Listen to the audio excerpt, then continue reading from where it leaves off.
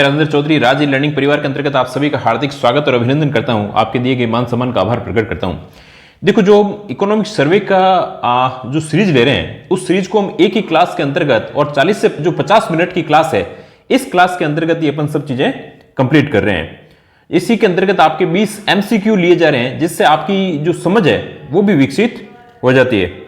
तो आज हम बात करेंगे जो सेवा क्षेत्र है, जो अध्याय 6 है। इस अध्याय 6 को किस प्रकार से हमने जो 1 पेज नोट्स है, एक पेज के अंतर्गत कैसे आपको एक्टिव रिकॉल करना है, और इसके अलावा कैसे आपको जो 20 MCQ आपको दिए गए हैं उसके द्वारा आपकी समझ को विकसित करना है, ये आपको पढ़ने की जो लर्निंग स्किल है उसको भी बढ़ाने के अंतर्गत अपनी हेल्प करेगी। चलो स्टार्ट करते हैं। उससे पहले 1 मिनट आपका जो मोटिवेशन है, महत्वाकांक्षा के बिना बुद्धिमत्ता पंखों के बिना पक्षी है। यदि जैसे आपके अंतर्गत महत्वाकांक्षा नहीं है कुछ बनने की, कुछ करने की, आप हो चाहे मैं हो, महत्वाकांक्षा नहीं है और अपन को बुद्धिमत्ता खूब है। महत्वाकांक्षा के बिना बुद्धिमत्ता, यहां आप समझ रहे होंगे, महत्वाकांक्षा आप मतलब कि महत्वाकांक्षा के बिना बुद्धिमत्ता, यदि खाली बुद्धि है आपकी और महत्वाकांक्षा नहीं है तो आप अपन क्या हैं, पंखों के बिना पक्षी हैं। इट मीन्स यहां पर कहने का सीधी सी बात यह है कि हमें बुद्धि हमारी खूब है और हमें पता है कि हमें सब इंस्पेक्टर बनना है, RS बनना है, PRO बनना है, जो भी बनना है, सब चीजें अपन को अपनी बुद्धि के द्वारा अपन को पता है। अब इसके अलावा ये तो पता है कि परंतु महत्वाकांक्षा नहीं है, उसको काम को करने की किस प्रकार से जो इच्छा शक्ति है वो नहीं है। अब इच्छा शक्ति नहीं होगी तो अपने चाहे अपन ने कितनी अपनी बुद्धि के द्वारा अपन ने ऐसा कर रखा हो कि मैं ये बन जाऊं वो बन जाऊं, ऐसे नहीं बनते हैं। कुल मिलाकर बात यह है। तो अपन को सही दिशा के अंतर्गत जो अपनी बुद्धि है और उसके अंतर्गत जो महत्वाकांक्षा है, इनको बढ़ा करके अपन सही से काम कर सकते हैं। तो कुछ चीजें इसके लिए मैं एक आपको और भी बात बताऊंगा कि ये जो काम है बिना समर्पण के नहीं होता है। इसके लिए किसकी चीज की जरूरत होती है? समर्पण की जरूरत होती है। यदि आपने देख लिया अपनी बुद्धि के द्वारा, बुद्धि ने आपको सही दिशा दे दी कि ये काम है, अब आपको इस प्रकार से महत्वाकांक्षा इसको सही दिशा देने का काम करेगी, आपको आगे बढ़ाने का काम करेगी। और अब हमें जो काम हमने उठा लिया है उसके लिए सबसे ज्यादा जरूरत होती है समर्पण की। हम उस काम के अंतर्गत डेडिकेटेड कितने हैं। यदि डेडिकेशन नहीं है, अपने में काम के प्रति डेडिकेशन नहीं है, तो फिर अपन उस काम के अंतर्गत सफल नहीं हो पाते हैं। तो ये हमें जो उड़ने का साहस देगी, ये महत्वाकांक्षा क्या है, हमें आगे बढ़ने का एक साहस देती है कि हमें इस प्रकार से सही दिशा के अंतर्गत काम करते रहें। साहस तो आपको मिलेगा महत्वाकांक्षा से, और जो बुद्धिमत्ता है वो आपको एक राइट डायरेक्शन देने का काम करेगी। कुल मिलाकर के ये सारी बात यही है कि बिना महत्वाकांक्षा के, बिना आपकी इच्छा शक्ति के, बिना विल पावर के अपन चाहे कितनी बुद्धि विलाप कर लें कि मुझे ये बनना वो बनना, इस प्रकार से नहीं बन सकते हैं। चलो लेट्स स्टार्ट। अपन क्लास पर ज्यादा अभी फोकस करते हैं। नेक्स्ट देखिए, जो राज लर्निंग चैनल पे यदि आप नए हैं तो हमारे चैनल को लाइक करें, शेयर करें, सब्सक्राइब करें, और आपको कैसे जो पढ़ने का वे है वो यहां पर अपन देखेंगे। तो आप किसी भी जो आपकी जो ओरिजिनल PDF है उससे पढ़ सकते हैं, किसी भी संस्थान ने अपने शॉर्ट नोट्स बना रखे उनसे पढ़ सकते हैं, और अपने जो फास्ट रिकॉल का जो पैटर्न और जो MCQ का पैटर्न है वो अपना यूनिक पैटर्न है। देखो, सबसे पहले जो सेवा क्षेत्र है, भाई सेवा है क्या? सेवा आपको पता होगा, जब अर्थव्यवस्था पढ़ते हैं तो 3 क्षेत्र पढ़ते हैं, कृषि, उद्योग और सेवा। ये तृतीय क्षेत्र है, और इस तृतीय क्षेत्र के अंतर्गत मतलब कि जो आर्थिक क्रियाएं हैं उनको ये सहयोग करने का काम करती है। जैसे कच्चा माल है आपको, और कच्चे माल से आपने, ये आपके आ गया प्राथमिक क्रिया के अंतर्गत, कच्चे माल से आपने चीज को निर्मित कर दिया, तो ये आपका आ गया सेकंड, द्वितीय क्षेत्र उद्योग के अंतर्गत। और जो तृतीय क्षेत्र सेवा क्षेत्र है, ये सेवा सेक्टर क्या करता है, इसको अपने जो अंतिम गंतव्य स्थान पर पहुंचाने का काम करता है। जैसे टीचिंग है, ये सब सेवा सेक्टर के अंतर्गत आते हैं। जैसे डॉक्टर का पेशा है, और बैंकिंग की सुविधाएं हैं, इंटरनेट है, ये सब किसके अंतर्गत आ गए? सेवा सेक्टर के। और सबसे ज्यादा आज उभरता हुआ सेक्टर के अंतर्गत स्थिति है, क्योंकि इसके अंतर्गत लोग कम हैं और इसकी जो GDP के अंतर्गत योगदान है वो इसका ज्यादा है।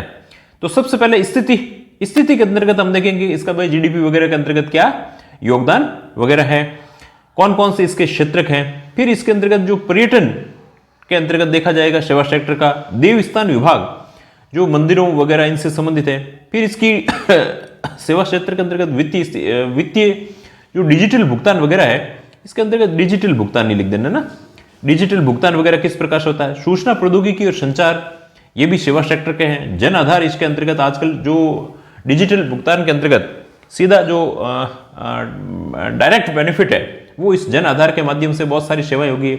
विज्ञान और प्रौद्योगिकी इसी के अंतर्गत आएगी, और राजस्थान फाउंडेशन, ये सारे टॉपिक है। इन टॉपिकों से इनको लिखने का क्या फायदा है? सबसे बड़ी चीज है स्थिति, आप इनको एक्टिवली रिकॉल करना है अपन को। स्थिति के अंतर्गत क्या क्या चीजें दी हुई, सेवा क्षेत्र का योगदान क्या है, कौन कौन से क्षेत्र है। फिर पर्यटन के अंतर्गत क्या क्या चीजें दी है, मतलब कितने पर्यटक देशी आए हैं, कितने विदेशी आए हैं, इस प्रकार से। देवस्थान विभाग की स्थापना कब हुई है, देवस्थान विभाग के द्वारा कौन कौन सी योजनाएं चलती है, डिजिटल भुगतान के कौन कौन से माध्यम है, तो ये सब चीजें अपन यहां से देख सकते हैं। बहुत ही कम समय के अंतर्गत हो जाएगा और बहुत ही अच्छे वे से इसको पढ़ाया गया है। तो क्लास को आप पूरा देखें, एंड तक देखें, आपको क्लास का आनंद आ जाएगा। देखो इसके अंतर्गत जीएसवी में जो सेवा क्षेत्र है उसकी स्थिर कीमतें, स्थिर कीमतों के अंतर्गत ये प्रतिशत के अंतर्गत कर देना। कितना योगदान है सेवा सेक्टर का, 43.95 जो प्रतिशत है वो दिया हुआ है। और जो जीएसडीपी है, जो स्टेट की जीडीपी है, उसके अंतर्गत 3.43 जो 4-3 लाख करोड़ है वो है। और वर्दी क्षेत्र के अंतर्गत 6.37% रही। तो अब इसके अंतर्गत सबसे पहले तो अपन को क्या याद रखना है कि जो अपने जो सकल जो वर्दी हुई है, जो जीडीपी के अंतर्गत जो योगदान रहा है वो स्थिर कीमतों पर रहा है। जो 2011 की कीमतें उसके आधार पर तो कितना रहा है, 43.95 रहा है। अब जो इसके अलावा जो प्रचलित कीमतें हैं, प्रचलित कीमतें कह देंगे, जो अपन वर्तमान के अंतर्गत चल रही है उन्हीं को प्रचलित कीमतें कह देंगे। तो यहां पर थोड़ा सा तेज आ जाएगा, तो 45.07% आया हुआ है। इसमें 6.44 लाख करोड़ लोग इसके अंतर्गत लगे हुए हैं। तो याद रखना है 44 से 0.5 कम है, ये है स्थिर कीमतों पर, और इससे 45 से 0.7 ये एक्स्ट्रा आ गया है। इससे याद आपको आसानी से याद हो जाएगा। नेक्स्ट है सेवा क्षेत्र में जो प्रचलित मूल्य है उनके उप क्षेत्रों में सीधा सा आपको इसको एक फॉर्मूला है सभी के द्वारा बनाया हुआ था, उसी को अपन ने कॉपी कर लिया है, क्योंकि इन चीजों में ज्यादा समय खराब करने से कोई फायदा नहीं है।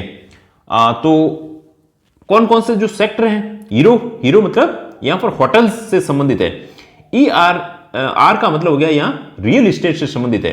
तो सबसे ज्यादा जो उप क्षेत्र के अंतर्गत वितरण है वो होटल के अंतर्गत है, वो 28.01% है। और इसी प्रकार से जो रियल इस्टेट है उसके अंतर्गत 23.59 है। और नेक्स्ट जो अदर सेवाएं हैं, इन अदर सेवाओं के अंतर्गत 20.66 इसके अंतर्गत योगदान रहा है। तो ये अपन को क्रमवार भी पूछा जा सकता है किस किस का जैसे योगदान रहा। तो सबसे पहले आपको ध्यान रखना है व्यापार, होटल, जलपान गृह, मतलब कि होटल सेक्टर। फिर रियल इस्टेट के अंतर्गत, और फिर इसके अन्य सेवाओं के अंतर्गत ये है।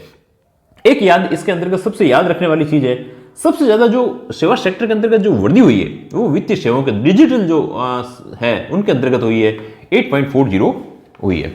नेक्स्ट इसी के अंतर्गत देखिए, अब बात करते हैं अपन इसी के अंतर्गत। देखो अपन ने सबसे पहले जो स्थिति वाला पॉइंट लिया, अब ले रहे हैं अपन ये पर्यटन वाला पॉइंट लेंगे। पर्यटन के अंतर्गत सबसे पहले पर्यटक की बात ही करते हैं। तो जो वर्ष 2023 है, पहले इतने नहीं आते थे, अभी वापस कोविड के बाद में जो पर्यटन के अंतर्गत जो बड़े हैं लोग, तो 1800 और अपने 7.52 लाख पर्यटक आए। टोटल कितने पर्यटक आए, 1800 जो 7 अपने पर्यटक इसके अंतर्गत 7.52 जो लाख पर्यटक आए हैं। अब इसके अंतर्गत कहां से आएंगे, सबसे ज्यादा देशी आएंगे। तो इसके अंतर्गत 1790.52 लाख पर्यटक अपने देशी आए हैं, और 17 लाख कहां से आ गए हैं, ये अपने विदेशी पर्यटक है। तो इनकी संख्या भी ध्यान रखनी है अपन को। अब नेक्स्ट आती है राजस्थान के अंतर्गत फिल्म पर्यटन प्रोत्साहन नीति। देखो इसके अंतर्गत आपको सिर्फ जब रिकॉल करते हैं तो हमें सिर्फ उसके जो कीवर्ड्स हैं उनको ही ध्यान रखना है। ये कब हुई, 18 अप्रैल 2022 को लागू हुई है। और किसको बढ़ावा देगी, भाई पर्यटन फिल्म डेस्टिनेशन को बढ़ावा देगी, शूटिंग को बढ़ावा देगी, इन्हीं को देगी। और इसके अंतर्गत जो कुल उत्पादन लागत है, कुल उत्पादन लागत का 15% या 2 करोड़ रुपए इसके अंतर्गत अपने पैसे दिए जाएंगे। इसके अंतर्गत 2 करोड़ रुपए इसको बढ़ाने के लिए इस प्रकार की नीति है। तो कब आई? 18 अप्रैल 2022। 15% इसके अंतर्गत दिए जाएंगे। बाकी कुछ चीजें याद रखने की जरूरत नहीं है। ग्रामीण पर्यटन जो विकास योजना है 2022 की अंतर्गत है। गांव के अंतर्गत भी जो इस प्रकार से बड़ी है उनके अंतर्गत निवेश किया जाए। कई इस प्रकार के जो कहेंगे अपन जो अपने बड़ी बड़ी जो बिल्डिंगें बनी हुई है उनके अंतर्गत इस प्रकार की व्यवस्थाएं कर सकते हैं, उनके अंतर्गत किया गया है। ये 30 नवंबर उनको बढ़ावा देने के लिए 30 नवंबर 2022 को शुरू की गई थी। 30 नवंबर 2022 को शुरू की गई थी। इसमें कितने दिए जाएंगे पैसे? 25 लाख। और कितना? 9% अपने ब्याज सब्सिडी के द्वारा ये पैसे दिए जाएंगे।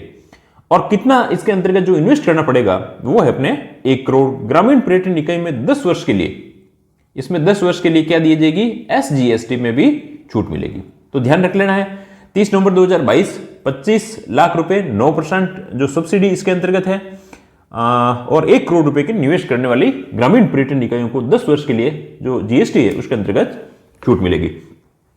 अब बात आती है पर्यटन विकास कोष की राशि है, वो पहले 500 करोड़ थी, फिर 1000 करोड़ हुई और अब जो वर्तमान के अंतर्गत 2023-24 के अंतर्गत है वहां पर कितनी है? 1500 करोड़ है। अब इसमें क्या क्या चीजें हैं आपको एक्टिवली रिकॉल करना है कि भाई जो वेणेश्वर धाम है जो डूंगरपुर और जो सोमवाई जाखम पर बना हुआ है वेणेश्वर धाम, और जो इसके अलावा एक और जोधपुर के अंतर्गत बना है, ये किसके द्वारा बन रहा है? ये अपने ग्रामीण पर्यटन विकास कोष के द्वारा बन रहा है। इसके अंतर्गत जोधपुर में बना है MICE meeting initiative conference and exhibitions दिया है। इसके अलावा आमेर के अंतर्गत भी बन रहा है, एक आइकॉनिक डेस्टिनेशन बन रहा है। आमेर के अंतर्गत क्या बन रहा है? Iconic destination. आइकॉनिक, ये आपको PDF भेज देंगे तो आप इस PDF के द्वारा रिकॉल कर सकते हैं, अपना समय को बचा सकते हैं। डीग संग्रहालय का निर्माण किया जा रहा है। इसके अलावा जो जयपुर के अंतर्गत है नेवेटा और कानोता बांध, इनको भी टूरिज्म हब बनाया जा रहा है। इसके अलावा कुछ इसके अंतर्गत जो पर्यटन विकास कोष है इसी के अंतर्गत जयपुर के अंतर्गत क्या क्या चीजें विकसित की जा रही है। तो जो गिटाब है ग्रेट इंडियन ट्रेवल बाजार, ये बाजार बनाए गए हैं और इसके बाजार के अंतर्गत कब आयोजन किया गया था ये ध्यान रखना है, अप्रैल 2023 के अंतर्गत। इसकी फुल फॉर्म आपको पूछी जा सकती है, बाकी इसमें ऐसा ज्यादा पूछे जाएंगे नहीं। ये आया है अपने RDTM Rajasthan domestic travel mart, ये यहां से क्वेश्चन बन सकता है। क्यों? क्योंकि ये जो मार्ट हुआ था ये 14 से 16 जुलाई 2024 को यहां पर ये अपने ऐसा मार्ट का प्रोग्राम किया था, राजस्थान डोमेस्टिक ट्रेवल मार्ट। इसके अलावा नेक्स्ट है Indian responsible tourism state summit award, ये अपने कब दिए गए थे? तो 26 फरवरी 2024 को दिए गए थे। ये आप पूछा जा सकता है, ऐसा बाकी ऐसा पूछना है नहीं। ये पर ये है दिए कहाँ गए थे ये ध्यान रखना, जयपुर के अंतर्गत दिए थे। इसके अलावा 2 मास्टर विज्ञापन फिल्में राजस्थान लगे कुछ अपना सा और रोमांस ऑफ राजस्थान, ये दोनों जो मूवी है ये भी अपने जयपुर से ही संबंधित आई हुई है। नेक्स्ट देखिए बजट 2022-23 के अंतर्गत वागड़ पर्यटक सर्किट डूंगरपुर बांसवाड़ा में, रामगढ़ क्रेटर 12 जियो हेरिटेज, ये आप काफी लंबे टाइम से भी पढ़ रहे हैं। नेक्स्ट देखिए राजस्थान में जो पर्यटन ऐप है यहां से क्वेश्चन बन सकता है, जो 27 सितंबर 2021 से इस पर्यटन ऐप का बना दिया गया था। ऐप क्यों बनाया गया था 27 सितंबर को? 27 सितंबर को क्या है अपने पर्यटन दिवस है। क्या है? पर्यटन दिवस। नेक्स्ट इसके अंतर्गत सबसे पहले जो इस प्रकार का काम किया था वो केरल के द्वारा किया था और सेकंड नंबर पर है जो राजस्थान के द्वारा ये ऐप बनाया गया। नेक्स्ट बात आती है राजस्थान की जो पर्यटन नीति है, ये भी ध्यान रखनी है। 9 सितंबर 2020 को बनी थी, जो लास्ट पीछे वाली जो नीति थी उसी के बारे में बात करेंगे। इसके बाद में नेक्स्ट देखो गेस्ट हाउस योजना। ये गेस्ट हाउस है ये 16 अप्रैल 2021, गेस्ट हाउस 16 अप्रैल 2021 के अंतर्गत, और जो पेइंग गेस्ट योजना है इसको अपने 21 अक्टूबर 2021 को प्रारंभ किया गया। 16 अप्रैल 2021 और 21 अक्टूबर 2021 को इस प्रकार की योजना की गई। अब कुछ वित्तीय वर्ष 2023-24 के अंतर्गत बुक में इनमें लिख रखे थे कि कौन कौन से जो अवार्ड दिए गए हैं। बेस्ट डेकोरेशन अवार्ड है, ये मिला अपने India travel and tourism fair, India travel and tourism fair, ये मिला कोलकाता को। अब यहां से देखो ऐसा कुछ पूछा नहीं जाएगा, अपने राजस्थान के होंगे वो पूछेंगे। Cultural tourism destination of the award, ये मिला बेंगलोर को, India international travel mart. India international national travel mart, ये अपने बेंगलोर के अंतर्गत। Best heritage destination of the award, best heritage destination of the award, ये मिला अपने जो ट्रेवल मार्ट है चेन्नई को, चेन्नई। ठीक है, इनको ध्यान में रख लीजिए। Excellence for group participants award ये दिया गया गांधीनगर गुजरात। एक्सीलेंस भाई कौन होंगे, गुजराती, एक्सीलेंस होंगे गांधीनगर गुजरात को। डेकोरेशन एंड डिजाइन अवार्ड, ये अपने ओटीएम अपने मुंबई को दिया गया। इसके अलावा नेक्स्ट देखो, ये याद रखना है, सबसे बड़ी चीज ये है फेवरेट, जहां पे भी फेवरेट नाम आ जाए, फेवरेट चाहे इंडियन हो चाहे लीजर डेस्टिनेशन हो, इन इंडिया अवार्ड और फॉर रोड इंडिया, ये दोनों राजस्थान पर्यटन को मिले। ये क्वेश्चन यहां से ही बनेगा तो, बाकी यहां बनने की कोई संभावना नहीं है। तो हमें इन चीजों को जो जहां से क्वेश्चन बन सकता है वहां पर अपन को स्टार लगा देना चाहिए। सॉरी, देवस्थान विभाग की बात करें हम, जो ये मंदिरों के अंतर्गत या जो यात्राएं हैं इसको कंडक्ट करने का काम करता है, जो मंदिर संस्कृति है इसको आगे बढ़ाने के लिए ये विभाग है। वरिष्ठ नागरिक की एक तीर्थ यात्रा योजना है जिसके अंतर्गत मुफ्त रेल के अंतर्गत किया जाता है। अब आपको इतना सा ध्यान रखना है, ये अपने एक तो पशुपतिनाथ काठमांडू नेपाल तक भी जाती है, काठमांडू नेपाल तक, यहां पर जाते हैं 6000 लोगों को ये सुविधा का फायदा दिया जाता है। और ये हवाई मार्ग द्वारा जाते हैं, काठमांडू नेपाल में हवाई मार्ग द्वारा, और मुफ्त यात्रा की जाती है। इसके अलावा कुछ धार्मिक स्थानों के लिए भी है, वो लगभग 36,000 लोगों का इसके अंतर्गत चयन किया जाता है। चलो, मोक्ष कलश के अंतर्गत जो किसी की अस्थियां कलश विसर्जन के लिए हरिद्वार के लिए जो निःशुल्क बस है वो 2 व्यक्तियों के लिए है। सिंधु दर्शन योजना, ये लद्दाख स्थित सिंधु दर्शन की यात्रा है। इसमें मैक्सिमम वैसे 10,000 रुपए दिए जाते हैं और व्यय का वैसे 50% तक दिया जाता है। ये अपने कुल मिलाकर के बड़ी बड़ी बातें हुई है। नेक्स्ट इसी के अंतर्गत देखो, बैंकिंग के अंतर्गत ये ध्यान रखना है, भारत के अंतर्गत कितना है, जमा अवधि 13.40% है और राजस्थान के अंतर्गत 12.88% है। नेक्स्ट इसी प्रकार से साख जमा के अंतर्गत देखोगे, राजस्थान में कितना है, 86% है, इंडिया के अंतर्गत 79% है। ऋण वितरण में 18.82% है और यहां पर आया गया है 19.91, ये याद रखना है। 19 का 9 का आगे आ गया तो 19.91, तो ये यहां पर ऋण वितरण में अपन राजस्थान वाले आगे हैं। इसी प्रकार के साख जमा में भी आगे हैं, जमा वृद्धि के अंतर्गत भारत वाले 13.40 है। चलो कोई नहीं। राजस्थान में औसतन 9,694 व्यक्तियों पर एक बैंक है और वो भी इसका मतलब 40.51 वर्ग किलोमीटर। यहां से देखो क्वेश्चन बन सकता है, क्योंकि कथन निष्कर्ष के अंतर्गत आजकल इस प्रकार के क्वेश्चन आपको थोड़ी सी डीप जानकारी की आवश्यकता भी मांगी जाती है। नेक्स्ट, डिजिटल भुगतान के अंतर्गत अगस्त 2023 में राज्य के सभी जिलों में 100% डिजिटलाइजेशन, पीएम जनधन में 3.54 करोड़ खातों में 91% खाते हैं जो लिंक के द्वारा, आधार के द्वारा लिंक है।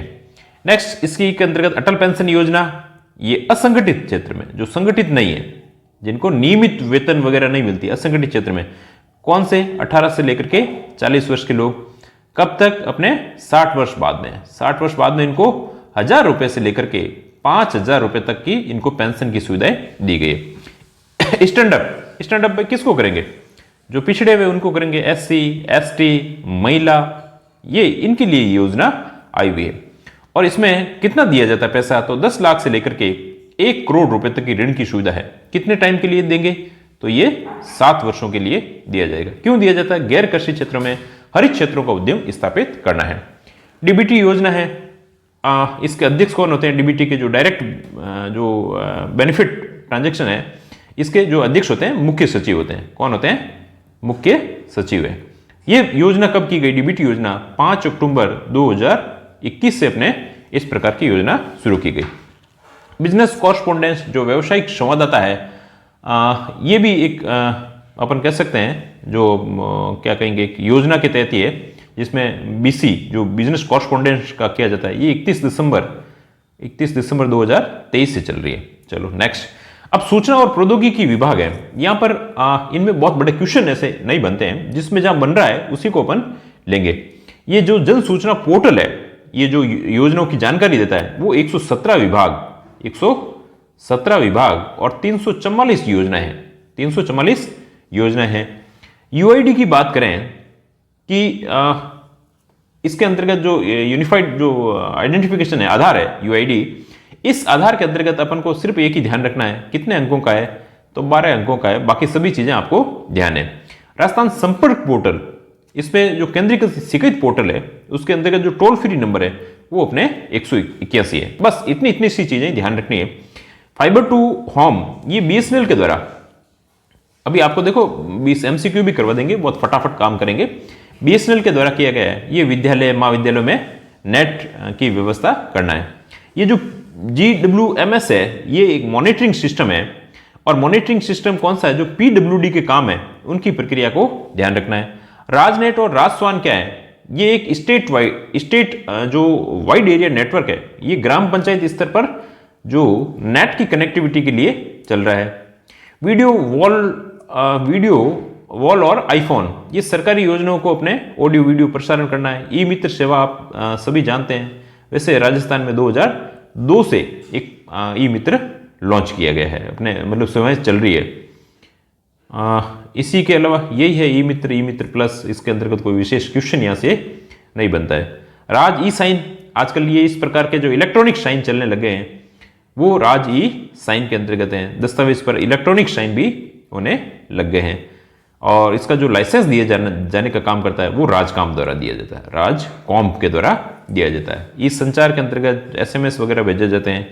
आई फैक्ट के अंतर्गत ये अपन कहेंगे कि भाई कोई कॉल वगैरह है, कौन सा सही है या नहीं है, इसके लिए किया जाता है। आरकेसीएल ग्रामीण क्षेत्रों में, ये ध्यान रखना है, ग्रामीण क्षेत्रों में जो सूचना प्रौद्योगिकी विभाग द्वारा ये अपने कंप्यूटर शिक्षा को बढ़ावा देने के लिए आरकेसीएल की व्यवस्था की गई है, और सरकारी कर्मियों के लिए तो इनमें पुनर्भुगतान वगैरह की व्यवस्था भी है।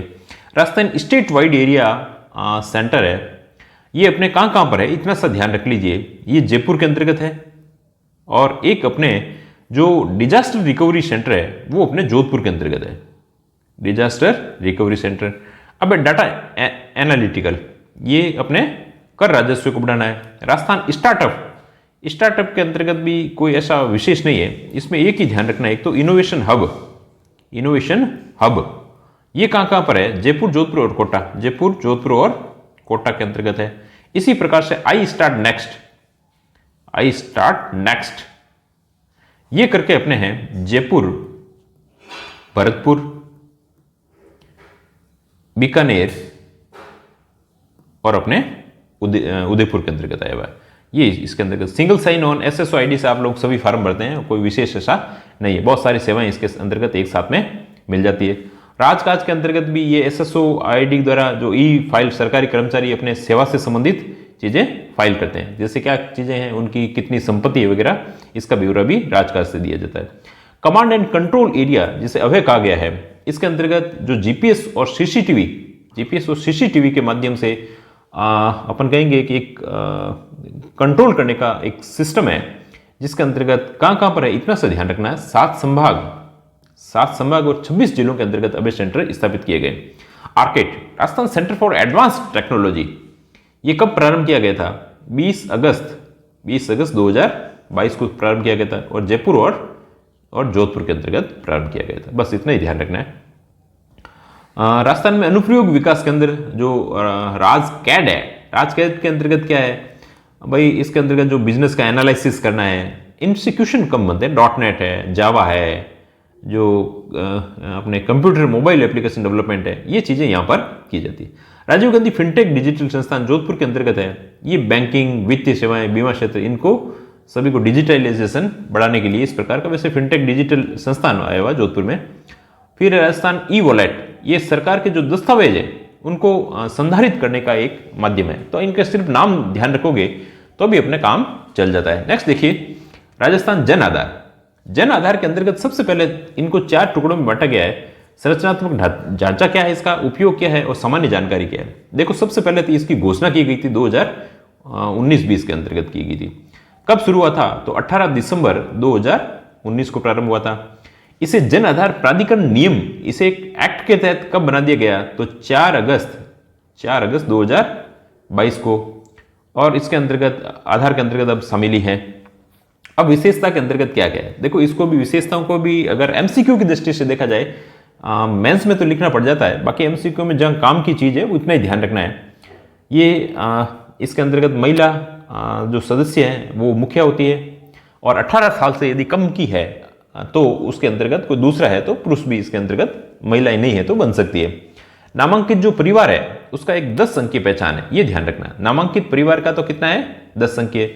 मुख्य सहित प्रत्येक सदस्य के लिए भी क्या है, एक 11 अंकीय पहचान संख्या है। नामांकित पूरे परिवार का तो 10 अंकीय, और बाकी मुखिया सहित बाकी सभी के कितने, 11 अंक के उनके पहचान संख्या इसके अंतर्गत दी हुई है। एक नंबर, एक कार्ड, एक पहचान, एकल बहुउद्देशीय, इस प्रकार का डाटाबेस के आधार पर इसको तैयार किया गया। उपयोग अपन को सबको पता है भाई, दोहरे लाभार्थी वित्तीय समावेशन को बढ़ावा देती है, अपने जन आधार प्लेटफॉर्म की पहचान पोर्टल आदि है। अब इसके अंतर्गत एक चीज आपको ध्यान रखनी है, जो इसके अंतर्गत देखो लिखा हुआ संरचनात्मक ढांचा। जैसे संरचनात्मक ढांचे के अंतर्गत ध्यान रखना है कि जो तहसील स्तर है या उपखंड है, उपखंड पर तो कौन होगा, उपखंड अधिकारी हो जाएगा। जिला स्तर पर कौन होगा, जिला कलेक्टर होगा, जिला कलेक्टर। इसी प्रकार से जो राज्य स्तर है, राज्य स्तर पर कौन होगा, आयोजना विभाग। यहां से देखो क्वेश्चन बन सकते हैं। अब इसकी जो क्रियान्वयन एजेंसी है जो इसको एक्टिवेट करने का काम करती है, यहां से भी ध्यान रखना है। इसको जो काम करवाती है, किसका, जन आधार वाले की बात कर रहे हैं, राजकॉम इन्फो सर्विसेज लिमिटेड, ये ध्यान रखना, लिमिटेड, ये अपने इसको एक्टिवेट करने का काम करती है। ये अपने क्वेश्चन हो गए। नेक्स्ट इसी के अंतर्गत देखिए, विज्ञान और प्रौद्योगिकी से संबंधित स्थापना कब की गई है, 1983 के अंतर्गत। कहाँ है, जयपुर के अंतर्गत की गई है। जो राज्य सुदूर संवेदन अनुप्रयोग कहाँ पर है, अपने जोधपुर के अंतर्गत आया हुआ। उद्देश्य वैज्ञानिक सोच को बढ़ावा देना, सामाजिक विकास, इन चीजों को बढ़ावा देना। जैव प्रौद्योगिकी एक प्रभाग बनाया गया है जो अपने एपीजे अब्दुल कलाम संस्थान, ये चित्रोली जयपुर के अंतर्गत आया हुआ है। पैटर्न सूचना केंद्र की बात करें तो पैटर्न सूचना केंद्र 1998 के अंतर्गत बना हुआ है। कहाँ बना हुआ है, जयपुर के अंतर्गत बना हुआ है। आपको इतना ही ध्यान रखना है। राजस्थान फाउंडेशन की बात करें, इसके अध्यक्ष कौन होते हैं, सीएम होते हैं। और पहली जो एनआरआई नीति है वो कब लागू की गई, तो 7 अक्टूबर 2022 को लागू की गई थी। और इसके अंतर्गत क्या है, प्रवासियों को राज्य के विकास में भागीदारी बनाना, अपनी मातृभूमि के साथ जड़ों को जोड़ने रखने, प्रेरित करने और वार्तालाप बनाए रखने के लिए सुविधा प्रदान करने की बात की गई। नेक्स्ट इसी के अंतर्गत बजट की बात करें, बजट से कहां से क्वेश्चन, यहां से देखो बहुत इंपॉर्टेंट है। एक तो अपने फ्लाइंग ट्रेनिंग बनाया गया, फ्लाइंग ट्रेनिंग बनाया गया, वो बनाया गया किशनगढ़ अजमेर के अंतर्गत, किशनगढ़ अजमेर के अंतर्गत, और हमीरगढ़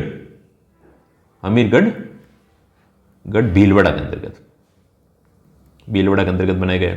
इसके अलावा एक खंबा पोर्ट है, खंबा पोर्ट, ये आया हुआ जैसलमेर के अंतर्गत। यहां पर 2 चीजें डेवलप की गई है, एक तो फॉसिल्स पार्क, एक ओपन रॉक म्यूजियम बनाया गया, ओपन रॉक म्यूजियम बनाया गया। और यदि एक बात करें तो अपने ग्रीनफील्ड खूब काम किए होंगे वैसे, पर ये बजट के अंतर्गत पर्यटन से संबंधित है। एयरपोर्ट ये बनाया गया अपने कोटा के अंतर्गत बनाया गया है। इसके अलावा इसके अंतर्गत देखोगे इसी प्रकार से खाटू श्याम जी का मंदिर है, खाटू श्याम जी के मंदिर के अंतर्गत 100 करोड़ रुपए इसके अंतर्गत पैसे दिए गए हैं। एक अपने देख लीजिए, जैसे जयपुर के अंतर्गत जो जयपुर वाल के अंतर्गत सिटी आई हुई है, उसके डेवलपमेंट के लिए भी पैसे ध्यान रखने अपन को, तो 100 करोड़ रुपए दिए गए हैं। बाकी इतना इसके अंतर्गत ज़्यादा ऐसा नहीं है। युवाओं के लिए जो प्रोत्साहन के लिए इस बजट के अंतर्गत है वो है एक तो अटल एंटरप्रेन्योरशिप प्रोग्राम, अटल एंटरप्रेन्योरशिप प्रोग्राम शुरू किया गया है। इसमें देश विदेश के विभिन्न सीईओ इनको जो मेंटरशिप प्रोग्राम है और इसके अंतर्गत 10 करोड़ रुपए है और आई स्टार्ट फंड प्रस्तावित किया गया है। इसके अलावा ज़्यादा कोई इसके अंतर्गत क्वेश्चन आने की व्यवस्था नहीं है।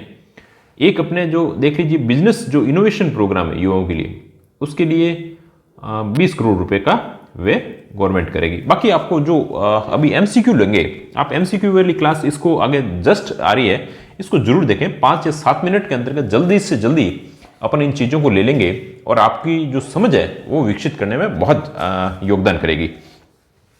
देखो, आर्थिक समीक्षा 2023-24 में प्रचलित बुनियादी मतलब स्थिर मूल्य राजस्थान की अर्थव्यवस्था में सेवा क्षेत्र का कितना प्रतिशत योगदान है, तो अपने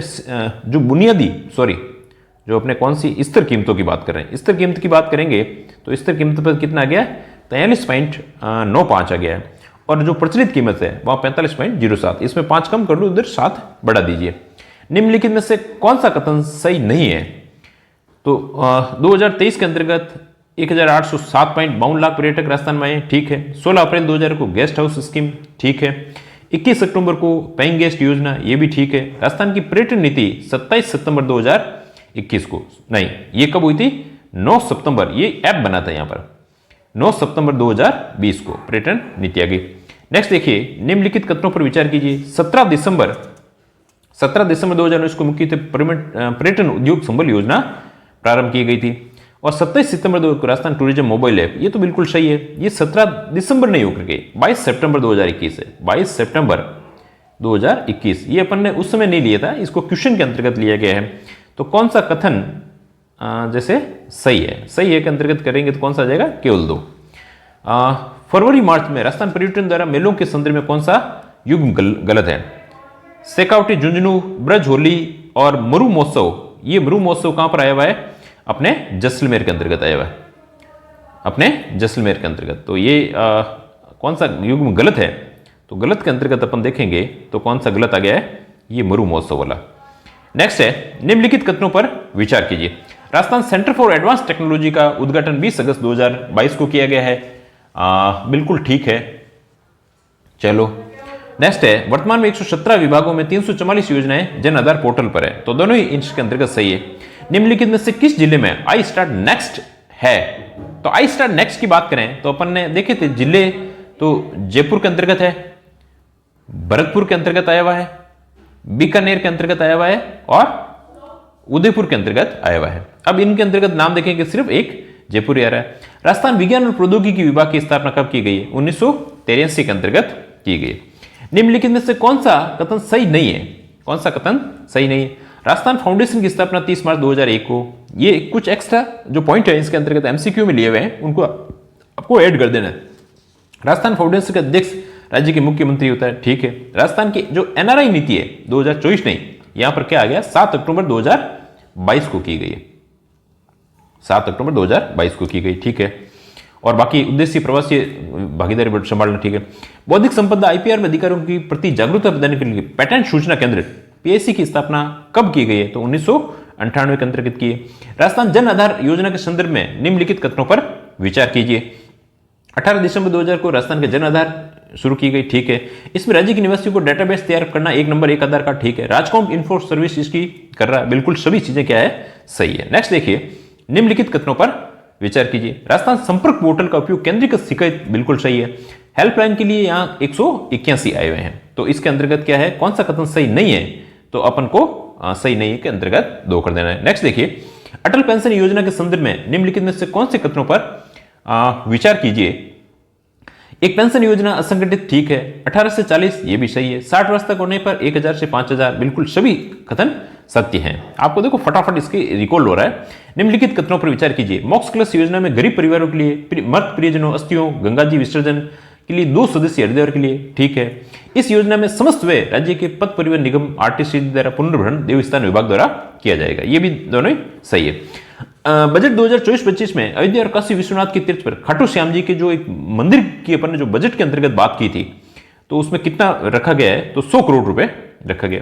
बजट 2024-25 में अंडर एंटरप्रेन्योरशिप प्रोग्राम के तहत देश विदेश के विभिन्न सीईओ मेंटरशिप प्रोग्राम के लिए आई स्टार्ट जो फंड कितना प्रस्तावित किया गया है, तो इसको ध्यान रखना है, 10 करोड़ रखा गया। बजट 2024-25 में ग्रीनफील्ड एयरपोर्ट कोटा के अंतर्गत है। राजस्थान के सेवा क्षेत्र में प्रचलित मूल्यों पर उप क्षेत्रवार वितरण में सर्वाधिक वृद्धि किस क्षेत्र में हुई है? यदि इसको देखो क्रमिक रूप से देखा जाए तो अपन ने हीरो वाला देखा ही था, होटल, रियल इस्टेट और अदर के अंतर्गत था। और सबसे ज्यादा वृद्धि की बात की है, यहां पर इसको अपन ने हाईलाइट करके भी देखा था, तो वित्तीय सेवाओं के अंतर्गत था। नेक्स्ट देखिए, निम्नलिखित कथनों पर विचार कीजिए।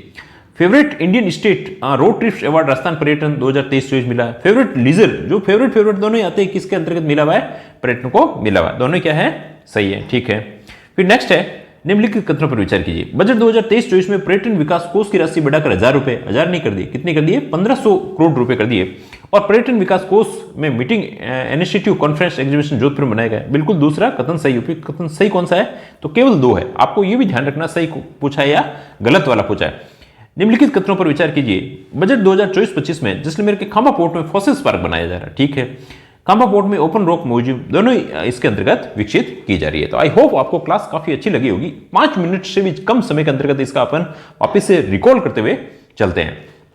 और बाकी आप हमारे चैनल पर नए हैं तो चैनल को लाइक करें, शेयर करें, सब्सक्राइब करें। और किसी भी प्रकार की समस्या हो तो 9413621099 पर आप व्हाट्सएप मैसेज कर सकते हैं। इसके अलावा यदि आप चैनल पे ये जो पीडीएफ प्राप्त करना चाहते हैं तो आप राज ई लर्निंग करके अपने जो व्हाट्सएप ये टेलीग्राम ग्रुप है उस पर आप उसको सब्सक्राइब कर लें। देखो, निम्नलिखित कथनों पर विचार कीजिए। खांबा पोर्ट, फॉसिल्स पार्क और रॉक म्यूजियम, बिल्कुल दोनों सही है। इसके अलावा पर्यटन विकास कोष 1500 करोड़ रुपए मीटिंग इनिशिएटिव जोधपुर के अंतर्गत बना हुआ है। फेवरेट रहता है इंडियन स्टेट और लीजर डेस्टिनेशन अवार्ड पर्यटन विभाग राजस्थान को दिया गया है। और इसके अलावा प्रचलित मूल्यों में सर्वाधिक वृद्धि अपने वित्तीय सेवाओं को, बाकी हीरो ही है। ग्रीनफील्ड एयरपोर्ट अपने बजट के अंतर्गत कोटा के अंतर्गत है। अटल एंटरप्रेन्योरशिप में 10 करोड़ रुपए है। अयोध्या व काशी की तर्ज पर खाटू श्याम जी 100 करोड़ रुपए हैं। और मॉक कलश योजना में 2 सदस्य जा सकते हैं। RSRTC जो राजस्थान राज्य पथ परिवहन है। और पुनर्भरण कौन करेगा? देवस्थान विभाग के द्वारा किया जाएगा। अटल पेंशन योजना के अंतर्गत असंगठित क्षेत्र 18 से 40 वर्ष के 60 वर्ष होने पर 1000 से 5000 तक की मिलती है। संपर्क पोर्टल शिकायत निवारण पोर्टल है। और टोल फ्री 181 नंबर आए हुए हैं। 18 दिसंबर 2019 को जन आधार की योजना शुरू की गई है। और 1 नंबर 1 पहचान इन्फो सर्विस इसकी अपने इसको क्रियान्वित करिए। पैटर्न सूचना केंद्र 1998 के अंतर्गत है। जो फाउंडेशन, राजस्थान फाउंडेशन है, 30 मार्च 2001 के अंतर्गत इसके अध्यक्ष सीएम होते हैं। और जो एनआरआई नीति है 7 अक्टूबर 2022 को है और विकास इसके अंतर्गत करना है। राजस्थान विज्ञान और प्रौद्योगिकी विभाग 1983 के अंतर्गत है। आई स्टार्ट नेक्स्ट है, वो जयपुर के अंतर्गत आया हुआ है। और सेंटर फॉर एडवांस टेक्नोलॉजी 20 अगस्त 2022 को और वर्तमान के अंतर्गत 117 विभाग जितने जन सूचना पोर्टल पर चल रही है। नेक्स्ट देखिए, जो मुरु महोत्सव है जैसलमेर के अंतर्गत, ब्रज होली बिलवर के अंतर्गत, शेखावटी अपने झुंझुनू के अंतर्गत आई हुई है। 17 दिसंबर नहीं होकर के 22 सितंबर 2021 को पर्यटन उद्योग संबल योजना शुरू की गई है। और 27 सितंबर जिस दिन अपने पर्यटन विभाग है उसी के द्वारा जो टूरिज्म मोबाइल ऐप प्रारंभ किया गया है। कौन सा कथन सही नहीं है? तो 1807.52 लाख पर्यटक राजस्थान भ्रमण आए हैं, बिल्कुल सही बात है। 16 अप्रैल 2021 को गेस्ट हाउस और 21 अक्टूबर 2021 को पेइंग गेस्ट शुरू की गई है। और 9 सितंबर 2020 को अपने पर्यटन नीति लाई गई है। और जो बुनियादी मूल्य है या स्थिर मूल्य है उनको जो अपने अर्थव्यवस्था के सेवा क्षेत्र में योगदान है उसके अंतर्गत 43.95 है। और जो प्रचलित मूल्य है उनके अंतर्गत 45.07% है। आई होप आपको क्लास अच्छी लगी होगी। बाकी इस क्लास को वापस से एक बार देख करके आप रिकॉल कर सकते हैं।